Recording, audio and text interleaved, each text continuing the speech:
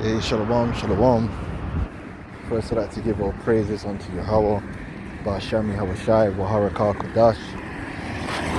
Double honors unto the apostles and elders of Great Millstone. Honors to you brothers out there in the highways and the byways teaching this word, sincerity and in truth.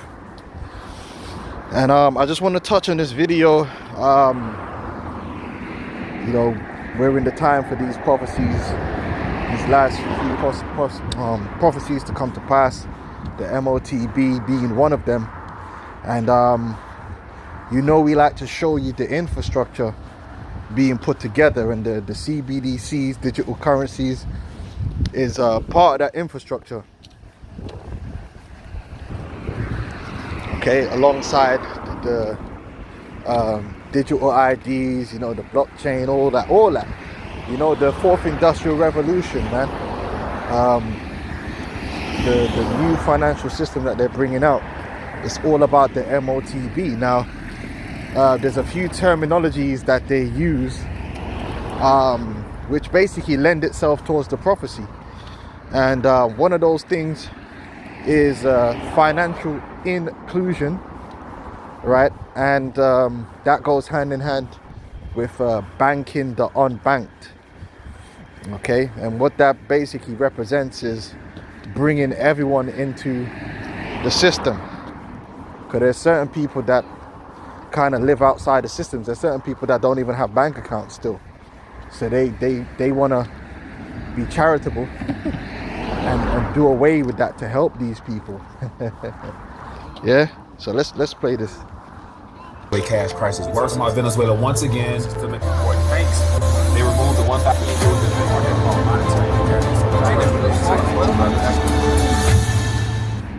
All right, welcome to another RTD News segment. Excited to connect real quick and share with you some interesting yet possibly disturbing news about the coming marketing push for CBDCs, trying to use the words inclusion as a selling point.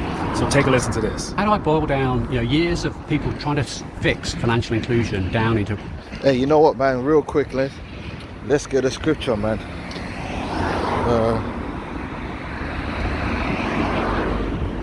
In Psalms, they say, "Who shall see them?" Man, they use these terminologies and they try to dress these things up, so they catch the people unawares. They make it sound voluntary. They make it sound like it's for your interest, like it's gonna improve your life, solve your problems. When ultimately it's just evil. They just want control, and it is gonna be mandatory. It's not gonna be voluntary. So Psalm 64:2 said, "Hide me from the secret counsel of the wicked, from the insurrection of the workers of iniquity." And that represents these elites and the those who are below the elites that are part of these think tanks, the heads of industry, research, so on and so forth. Everybody that basically comes together behind the scenes to drive the world towards this agenda. They say, whet their tongue like a sword and bend their bows to shoot their arrows, even bitter words, that they may shoot in secret at the perfect. Suddenly do they shoot at him and fear not. It says they encourage themselves in an evil matter. And the MOTB is evil on a lot of levels. First of all, you're not supposed to do a census of the people of Israel, of all the people. Secondly, the children of Israel have been bought and paid for by Yahweh Hashem Yahushai. We're not supposed to be the property of Esau Edom forever. But through this MOTB and this New World Order plan, that's exactly what they want. They want to have ownership of the children of Israel forever, which is blasphemy. That's an evil thing. And on top of that, the MOTB, right, is idolatry. It's witchcraft. It's a blood covenant on so many levels. It's an evil matter. Okay, it says they commune of laying snares privily, because these infrastructures that they're building, they're not coming out and just telling the people, oh yeah, this is for your enslavement. Okay, so what's a snare? A snare's a trap. You know, these technologies are neither good or evil, but that's not the point. They're created for a reason, for a purpose. It's like a tool. A gun is not good or evil. It's a tool. It can be used for good or it can be used for evil. These men have developed these systems for an evil purpose, basically. Okay? And they're doing it privily. All right? You know, you got to read in between the lines really to kind of understand what they're saying. You know, you got to apply wisdom and the scriptures. That's why the average person has no clue. You know, they walk into the trap. It says the commune of laying snares privily, they say, who shall see them? You know, so they come out and do these speeches and they use these words like financial inclusion and banking the unbanked and all these different buzzwords. And behind the scenes, they know what it represents. It represents the enslavement of the people. But to the average person, they just like, yeah, blah, blah, blah, yeah, whatever. Is it going to help me, you know?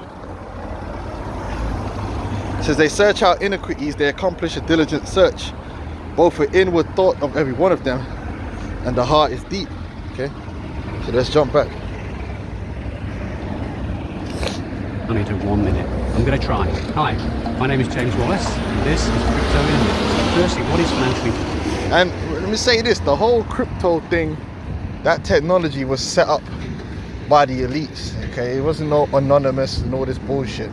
It's just they're running the Hegelian dialectic with Bitcoin and so forth. And eventually what's going to happen is they told people that crypto was here to destroy the old system, and then the people are going to have control of the new system. No, the elites are going to have control of the new system because they're the ones that created it. Who do you think created Bitcoin and XRP and Ethereum? They're behind it. All right, who do you think owns most of it? It's not the people. You know, these big whales that's in the system, it's the same people that own the stocks. Okay. It's no different. That's why the whales are anonymous. Financial inclusion means that there are people all around the world, from the US to Africa to Asia, all over, that do not get access to financial services like other people. And the reason is twofold. One is they typically have a very low income and they have no arrangement or no relationship already with a financial institution, so they have no credit history. And secondly, that the banks that serve in those countries, those are commercial organizations and they have shareholders that they have to be responsive to. And it's very difficult to make money out of people that have no money, right? It's a bit of a conundrum. However, we can fix that. So if you clock what he's saying there, he's talking about financial inclusion, but he's letting you know that the current system of, you know, the commercial bank system, because below the central bank system you have the commercial bank system, which is supposedly private, and the central bank system is supposed to be public. But we know ultimately not only are they both private, but ultimately the government is a private entity anyway, because the same people who run the government run the corporations. They both work hand in hand, okay, to push forward the agenda. People are going to find that out, that Amazon is the government. You know what I'm saying? Google is the government and the government is Amazon. You know, they're the same people run these things, right?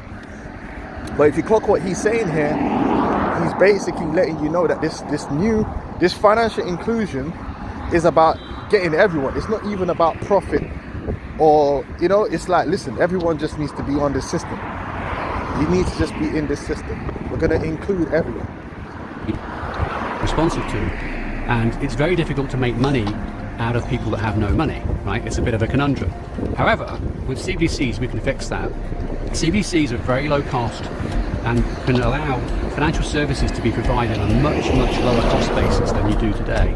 So that will enable people to have, you know, simple payment opportunities. It will allow people to build up some credit history and have the ability to borrow some money so they can grow their business. On and on about this, but I see that I'm up with my 60 seconds, so let's call it a day. All right, so there you go. Quick 60 seconds rant about...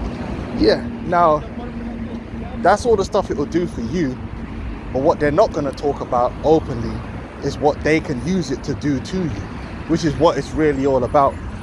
You know, ultimately it's all about creating a system where the physical world can be controlled by the digital world. You know, tokenizing all the assets and the services, where you have to have digital identifications and all these different things in order to buy and sell and take part in the goods and services of society, which is, you know, through the MOTB, which would be implanted into you. Okay, and so that's why when you go to Revelations, the 13th chapter, right, what does it say here? 16th verse, it says, and he causeth all. Now the key is all. All is ubiquitous, all is universal. That's why in the UK here they got the universal credit, universal basic income, universal, all, everyone. Okay, he causeth, meaning it's going to be mandatory, right? Right now they're acting like, oh, this is just something you'll be able to choose. No, they're going to create a crisis which is going to give them the power to enforce this change. And if you buck up against this change, you're going to be the new savage and the terrorist and the enemy of the citizenry and the enemy of the environment and every other bullshit under the sun. But for now, as they're rolling it out, it's like, oh yeah, you know, it's good for you, and it's going to be voluntary. Okay, and that's how the devil gonna get these people, man. He gonna bring pressure. He's gonna bring down wrath, right? It says, and he calleth all, both small and great. So that represent whether you're average Joe or whether you're a celebrity or a politician or a chief person in society. It's not gonna matter. Yeah, small and great, rich and poor, free and bond, whether you at so-called liberty or whether you're in the prison system, all right, or a debtor, right, to receive a mark, right, which is the implantable RFID chip, all right, everyone's gonna have, that's how they're gonna receive it. Now you might say, well, they don't need to use the, no, yes they do. They do, because you see, you need to realize that Esau is a witch and a warlock, and that mark being imprinted into you is witchcraft, right? It's blood magic, right? It's a covenant, right? They're creating a covenant with you in blood, and it's prophecy. That's how it's gonna be. So it's not just gonna be no QR code.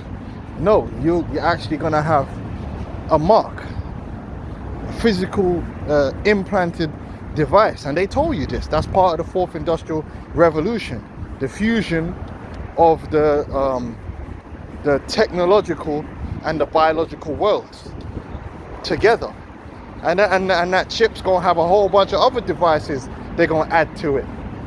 It's for healthcare, or what, you know, so they could drug you up. They can give you automatic drugs. They can give you your soma, Brave New World. They can give you your soma automatically, drug you up and keep you docile. All right. Put the brain chip in you, which is the mark as well. All right. And what does it say here? And that no man might buy or sell, because the center of all things is what? Finances. Right? Goods and services. And that no man might buy or sell, save he that had the mark or the name of the beast or the number of his name. Okay? And you see how quickly these nations' central banks are moving forward with the CBDC technology. And like I said, this technology is already really being developed. It just needs to be rolled out. And that's why the BIS and the IMF are speaking about the partnership between public and private sources, because you got private companies like Stellar Lumens, it's a so-called non-profit organization. You got Ripple Labs, or Ripple the company. Okay, you got Accenture, various financial institutions from the private sector that are involved in the CBDC and cross-border payments and payments infrastructures. And then you see lately, big acquisitions happening and mergers where you got custody holders and companies who want to tokenize physical assets. They're all merging, and it's all just listen, it's going to be an interoperable system where all activity and resources are tokenized on a blockchain, and therefore they can be controlled, including you. That's just what it is, and it's happening before your very eyes. In the private sector and the public sector, and they're going to fuse together in the crisis, right? And so the individual central banks don't need to develop these things, because the private sector has already developed them for them. And that's what Christine Lagarde was talking about, the partnership between the public and private sector to bring about the financial revolution. All right, but the average person, they can't put these things together. One, because they don't know prophecy, all right, and they don't have the light of the Lord to guide them, to open their eyes in these times of darkness, to see through the BS. Okay, but anyway, I just wanted to touch on that, man. Financial inclusion, banking the unbanked, research those terms, and you will see it's a massive push in the last decade to push towards that agenda, and that is all part of prepping the world for the MOTB. So with that, I'm gonna say shalom.